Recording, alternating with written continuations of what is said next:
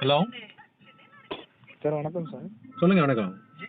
காமராஜர் திருச்சி சொல்லுங்க. சார். ம் சார் இந்த இப்போ ஒரு வீடியோ பார்த்தவங்க இந்த ஃபார்ம் 3க்கு வந்து மார்க் இந்த மதுரையில் வந்து போடவே இல்லை சார் அவங்க. ஆமா ஆமா.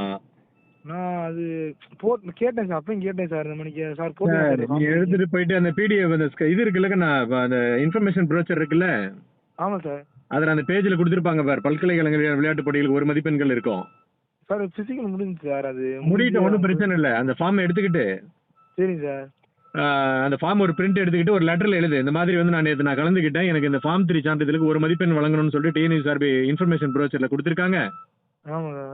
ஆனா வந்து நேற்று எனக்கு மதிப்பெண்கள் வழங்கப்படல. சரிங்க சார். எனக்கு வழங்க வேண்டிய மதிப்பெண்களை வழங்குமாறு கேட்டுக்கொள்கிறேன். மற்ற மாவட்டங்கள்ல மற்றும் டிஎன்யூஎஸ்ஆர்பி போர்டுல ஃபோன் பண்ணி நான் கேட்கும்போது 100% அதுக்கு 1 மதிப்பெண்கள் உண்டு அப்படின்னு தெரிவிச்சிருக்காங்க. சரிங்க சார். அப்படின்னு ஒரு லெட்டர் எழுதிட்டு இன்னைக்கு காலையில எடுத்துட்டு போக்கணும். இன்னைக்கு கிரவுண்ட்ல இன்னும் பிசிக்கல் நடந்துட்டு தானே இருக்கு. செகண்ட் டே நடக்குதுல்ல. இல்லை சார், முடிஞ்சு சார். பிசிக்கல் முடிஞ்சு இப்போ 2-3-4 நாள் ஆச்சு சார். பரவாயில்ல, நீ எஸ்பி ஆபீஸ் எடுத்துட்டு போ. அந்த டிஸ்ட்ரிக்ட் எஸ்பி தான் இன்சார்ஜா இருப்பாங்க. ஆமாங்க சார். ஆமாங்க சார். நீ எஸ்பி ஆபீஸ் எடுத்துட்டு போயிடு லெட்டரை. சரிங்க சார். சரிங்க சார். இப்ப எடுத்து போய் கொடு. கண்டிப்பா நீ கொடுக்குற லெட்டர் வந்து ப்ரூஃப் தான் உனக்கு. அவங்க 1 மார்க் கொடுக்கலன்னா நீ நீதிமன்ற தணிக்கை கூட உன்னுடைய 1 மார்க்கை வாங்கிக்கலாம்.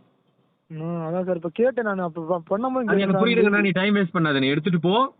எடுத்துட்டு போயிட்டு இன்னைக்கு காலையில இப்பவே போ, 9 மணிக்கு எடுத்துட்டு போய் கொடு. சரிங்க சார். லெட்டர் எழுதிட்டு அந்த இதையும் அட்டாச் பண்ணிக்க. நான் சொன்ன மாதிரி எழுதிக்கோ. எழுதி எடுத்துட்டு போயிட்டு கொடு. அது நீ கொடுத்துட்டீங்கன்னா அவங்க கிட்ட ப்ரூஃப் தான், அவங்க ஃபாலோ பண்ணுவாங்க. அப்படி இல்லைன்னா ஓகே சார். உனக்கு ஒரு நம்ம அப்படி அவங்க கொடுக்காம உனக்கு ஓவரால் கட் ஆஃப்ல எதுவும் போயிருச்சுன்னா நம்ம கட்டாயமா நீதிமன்ற தணிக்கை கூட வாங்கிக்கலாம். சரிங்க சார். ஓகேங்க சார். நீ சொன்ன மாதிரி நான் சொன்ன மாதிரி போய் எழுதி எடுத்துட்டு போய் கொடு.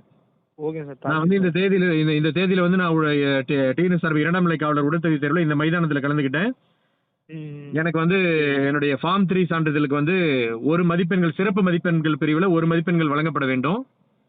ஆனா நாங்க வந்து சமர்ப்பிக்க போது எனக்கு இந்த சான்றிதழுக்கு மதிப்பெண்கள் வழங்கப்படவில்லை.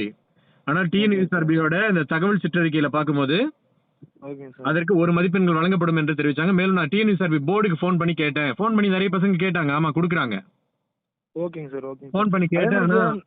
என்சிசி கேட்டேன் சார். என்சிசி போட்டாங்க, 6 மதிப்பெண்னு சொல்லி போட்டாங்க. நான் அடுத்து ஃபார்ம் 3 சொன்னேன். அப்புறம் என்சிசி ஏ சர்டிஃபிகேட் வச்சிருக்கியா? ஆமாங்க சார்.